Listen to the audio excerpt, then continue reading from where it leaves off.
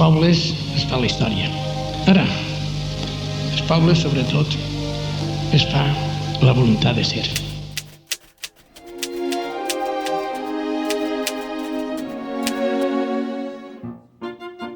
València 1911. La ciutat amb 235.000 habitants bull d'activitat. Blasco Ibáñez està al cim de la seva carrera.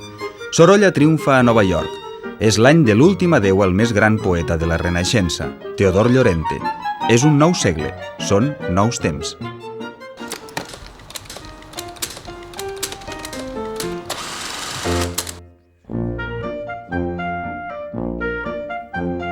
El 9 de setembre de 1911, precisament al centre d'esta València canviant, arriba al món Manuel Sanchis Guarner. El pare, Manuel Sanchis, era un metge de la Vall d'Albaida, vocal del Cercle Liberal Conservador. Sa mare, Maria Guarner, era una dona culta i refinada. Un mateix any uneix Teodor Llorente i Manuel Sanchis Guarner. Un és la defunció, l'altre és el naixement. I crec que el pont que enllaça entre els dos, el pont generacional també, és el canonge Josep Sanchis Civera, que és el gran amic dels últims anys de Teodor Llorente, confessor i primer biògraf, i l'oncle de Manuel Sanchis Guarner, i segurament qui va influir perquè Manuel Sanchis Guarner es dedicara a la història de València, a la filologia, i la seva estima per la llengua, etc. Manuel naix a la casa del seu oncle, el canonge Josep Sanchis Civera, tota una personalitat i un dels més grans historiadors de l'època. El casalici pertanyia a l'arquebisbat. Hui, el lloc on estava, l'ocupa este jaciment de la València mil·lenària. Com ell va dir, era una casa del segle XIV, amb grans salons i molts corredors. Al pati jugava jo. A la meva família no li venia bé que anara a jugar pels carrers, perquè la meva família era burgesa, i clar. Salons, corredors i la immensa biblioteca del seu oncle. De fet, serà Sanchis Civera qui marca la formació de Manuel quan, fins i tot molt jove, perd els seus pares. Manuel creixerà envoltat de llibres i d'escriptors. És evident que coneix el valencianisme a través del seu oncle, del Sanchis Civera. Sanchis Civera és un gran erudit, és un humanista, possiblement un d'aquells homes que dedicaven la seva vida a l'estudi, a la recerca en arxius i en biblioteques. És qui prepara edicions de textos antics, és un estudiós, és historiador, és una persona culturalment molt activa. Però als anys 20 la dictadura de Primo de Rivera havia prohibit les revistes en valencià, fins i tot l'himne regional. A la universitat s'havia suspès la càtedra de llengua valenciana ocupada pel pare Fullana. En aquell moment, Manuel estudiava a les escoles pies. Era un alumne brillant i volia ser arquitecte, però el dibuix no li anava massa bé i els escolapis el van dirigir cap a les humanitats. No debades, aquell col·legi havia sigut el bressol de grans escriptors valencians, com ara Constantí Llombart o Blasco Ibáñez.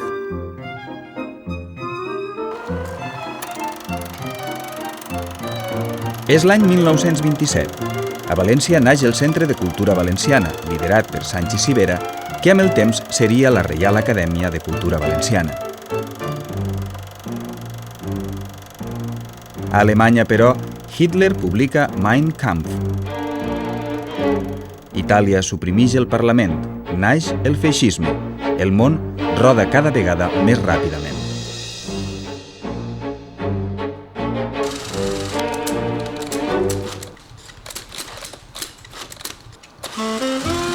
Hi ha un nou interès per les llengües, i això és un fenomen mundial. A La Haia se celebra el primer congrés de lingüística. Els professors Traubutzkoy i Jacobson de l'Escola de Praga descriuen científicament les llengües com a sistemes que cal estudiar. Per això, recomanen fer atles lingüístics i eixir a investigar per pobles i comarques. És tota una revolució. Naix la filologia moderna. Ja en el segle XIX i amb el positivisme hi ha un interès per la llengua que està vinculada al romanticisme, al despertar dels pobles, al despertar de les nacions que en definitiva no tenen un estat darrere i que prenen la llengua com a bandera, com a estàndard de la seva recuperació cultural i nacional. Sanchis Guarner està entusiasmat. Estudia Història i Dret a la universitat i ja té clara què vol dedicar-se. Amb les seues paraules: el meu oncle va considerar que seria més rendible ser notari o registrador de la propietat. A mi m'interessava la filologia. I no era l'únic. La crida que s'havia fet a la Haia posa en marxa un munt d'iniciatives lingüístiques. A Mallorca, Antoni Maria Alcover, ajudat per Francesc de Borja Moll, continua la tasca d'elaborar el Diccionari Català-Valencià-Balear.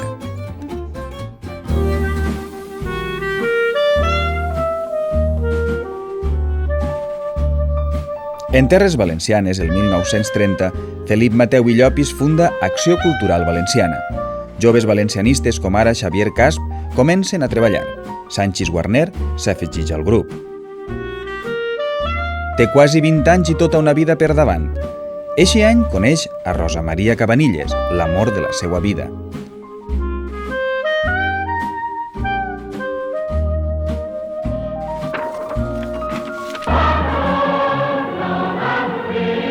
Poc després, el resultat de les eleccions municipals fa que el rei s'exilie. Sigfrid Blasco, des del balcó de l'Ajuntament de València, proclama la República Valenciana. Si agarrem les hemeroteques i les fotografies d'abril del 31, especialment en Madrid, en Barcelona, les grans capitals, és una explosió d'alegria. S'acaba un règim i comença un temps nou, sense saber on conduirà, però és un temps nou anhelat.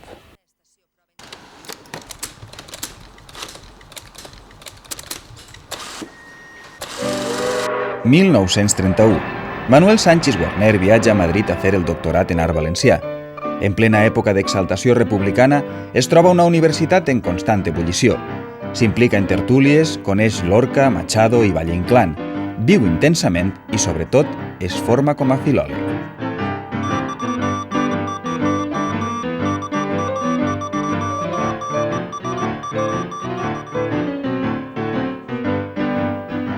Tant que la seva fama arriba a la Universitat de València. Per això, Luis Gonzalvo, el director de l'Institut Universitari d'Idiomes, el convenç perquè s'especialitzi en fonètica amb el professor Tomàs Navarro Tomàs. A canvi, quan torni a València, Sanchis Guarner dirigirà la secció de fonètica de l'Institut. També entra al Centre d'Estudis Històrics, on coneix Menéndez Pidal. Tot i la seva joventut, Sanchis Guarner és ja una autoritat en filologia valenciana. Per això no és estrany que quan l'any 1932 el procés de normalització lingüística culmina amb la signatura de les normes de Castelló, Manuel Sanchis Guarner siga un dels 51 signants. El valencià, per primera vegada en la història, es normalitza. El van cridar justament com a representant d'una revista universitària que es deia Acció Valenciana. Va ser un gran acord cívic entre valencians, de totes les tendències, de totes les generacions. Sanchis Guarner tenia només 21 anys i que va posar fi al desgavell ortogràfic de més de 200 anys. Un poc després, Carles Salvador publica un vocabulari ortogràfic. Pel que fa a la nostra llengua, el procés d'estudi científic propugnat pel Congrés de la Haia està fent-se realitat. L'any 33, també Manuel Sanchis Guarner publica un llibre bàsic, per a alguns, la seva gran obra, l'assaig La llengua dels valencians, on afirma la urgència que hi ha de recuperar la llengua.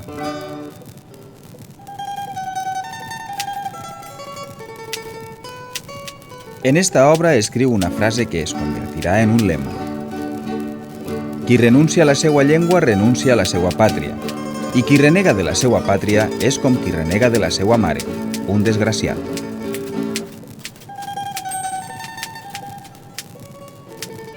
Manuel Sanchis Guarner aprofita l'estiu per a col·laborar en l'Atles Lingüístic de la península Ibèrica.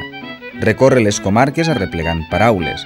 Fa parella amb el mallorquí Francesc de Borja Moll, l'ajudant d'Antoni Maria Alcover. L'amistat que naix entre els dos durarà per sempre.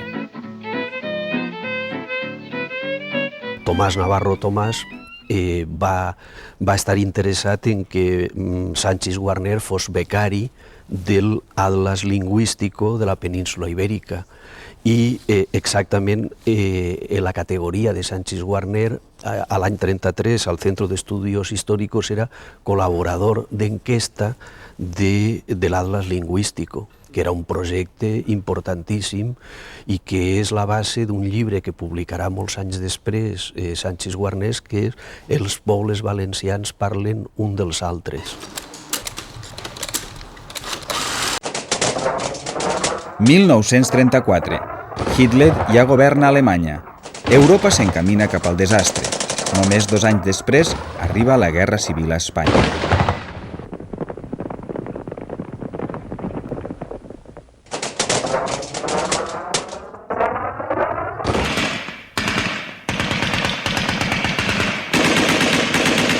És un tòpic, però respon a la realitat lo de la primavera cultural. Hi havia un procés cultural esplèndid que hem convingut en parlar d'una nova edat de plata, però jo no sé si plata o or dona el mateix el metall, però sí que era un procés cultural esplèndid que el 18 de juliol de l'any 36, especialment l'1 d'abril del 1939, pues, va significar una ruptura de la millor tradició cultural que teníem, que és la tradició cultural republicana. El que és un enfrontament, en principi verbal, acaba convertir-se en un enfrontament físic. Els pistolers actuen, parlem de morts, parlem d'alteració de lo que seria una vida electoral regular, com entenc avui, com una festa a la democràcia, i es van radicalitzant les posicions. El 18 de juliol del 36, Manuel Sanchis Guarner és a València. Participa defensant la seu dels que pretenen cremar-la. Lamentablement, fracassa. Després s'uneix a les milícies de la UGT. Haurà de passar quasi tota la guerra al front. Arriba al grau de capità. Un dels permisos l'aprofita per casar-se amb el seu amor, Rosa. També durant la guerra mor el seu oncle, Josep Sanchis Civera. Tot i les seues diferències ideològiques, el jove Sanchis Guarner n'heretarà els llibres i les notes personals, el seu tresor més valuós.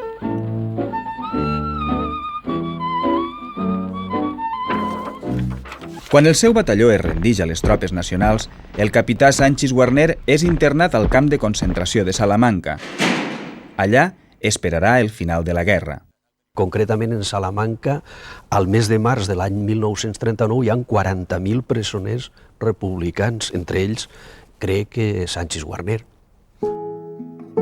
Finalment, Sanchis Guarner serà condemnat a 12 anys i un dia de presó.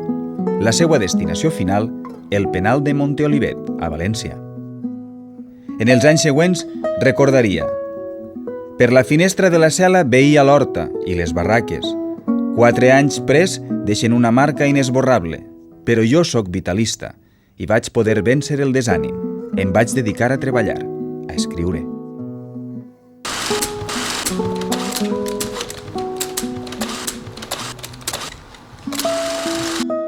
A València, la cultura valenciana en valencià quasi ha desaparegut. Molts autors s'han exiliat. La censura és rígida. El poema guanyador dels Jocs Florals de l'Horrat Penat está dedicado a Franco. Al puerto de Contreras, en el límite de la provincia de Valencia, acompañado del ministro de Obras Públicas y de representaciones de los 17 partidos judiciales... Pel desembre del 1942, una amnistía general concedeix a Sanchis Guarner la libertad condicional. El último decreto de libertad condicional abre las puertas de las cárceles para numerosos condenados que se reúnen emocionadamente con sus familias. Con este decreto ha quedado resuelto el problema penitenciario y no quedará en las cárceles más población penal que la que habitualmente existía con anterioridad al 18 de julio de 1936. Quan el seu amic mallorquí Francesc de Borja Moll li demana l'ajuda per al Diccionari Català-Valencià-Balear, Sanchis Guarner quasi ni s'ho pensa. És una bona ocasió per tornar a començar. La família es trasllada a Mallorca. A Mallorca, Sanchis Guarner es troba com a casa. A més de treballar en el diccionari, fa classes de francès i alemany en un institut. També col·labora en l'editorial del seu amic Moll.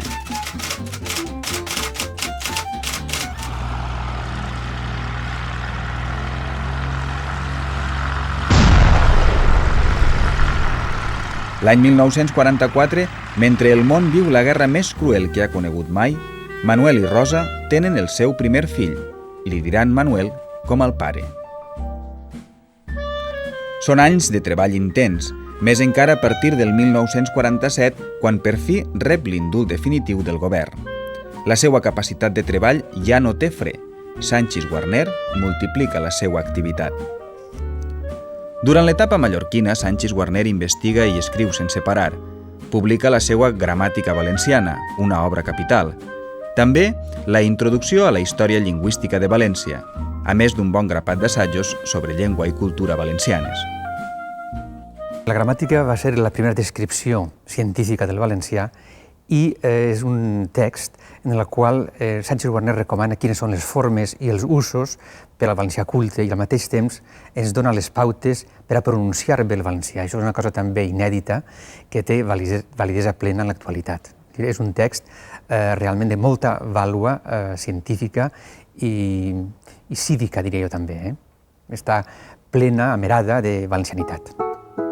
Les grans institucions culturals demanen els seus servicis. Entra a l'Institut Alfons el Magnànim, col·labora amb la Real Acadèmia Espanyola, l'Acadèmia de Palma i el CSIC. A Mallorca, Sanchis Guarner es confirma com la gran figura de la lingüística que tots coneixem. I va poder participar en Alfons el Magnànim, en la Diputació i en l'Atlas lingüístic i en l'Atlas, podem dir, lingüístic de la península Ibèrica, gràcies a aquest indult que ja, en certa manera, ja li s'havia demanat en altra gent de molt de prestigi com el Menéndez Pidal o el mateix Navarro Tomàs. És a dir, arranca, podríem dir, si es pot dir en aquestes paraules, la seva trajectòria d'investigació, però també la seva trajectòria com a divulgador i professor perquè necessitava viure. Aleshores, aquest és un moment, podem dir, clau per poder ell iniciar una altra volta la seva trajectòria, no només com a docent, sinó també com a investigador. Ara que ja pot viatjar, visita uns mesos els Estats Units amb Tomàs Navarro Tomàs. L'objectiu és completar l'Atles lingüístic i cursar estudis de fonologia. A la Universitat de Columbia, a Nova York, el trobem al costat dels millors especialistes del món.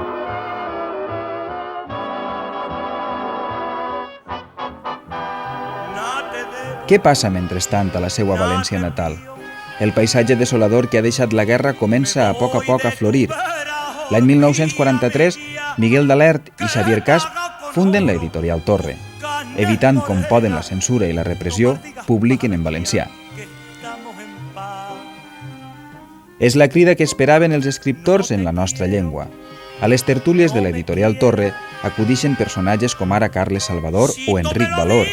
Seran la base del ressorgiment del valencianisme.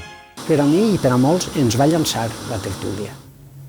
El mateix Fuster allí va publicar un llibre de versos, el Vicent d'Andrés Estellers també va publicar els primers llibres de poesies.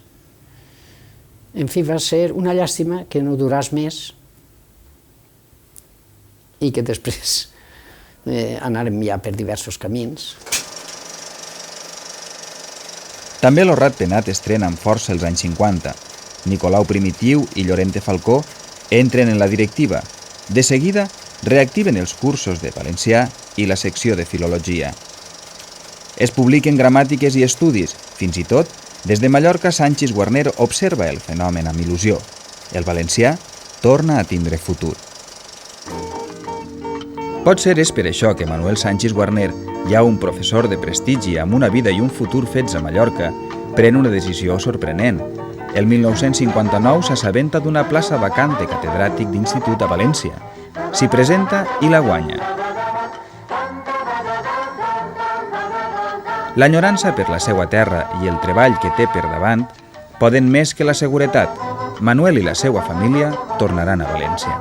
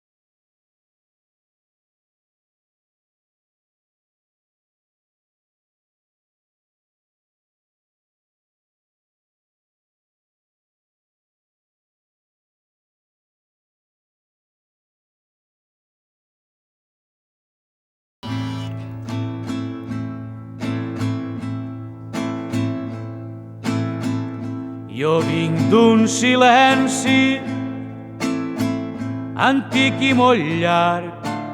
És l'època de la consolidació d'este nou valencianisme. L'interès per la història i la cultura de les terres valencianes s'estén per la societat i Sanchis Guarner hi té molt a dir. Fa conferències, entra en institucions i debats. Publica Els pobles valencians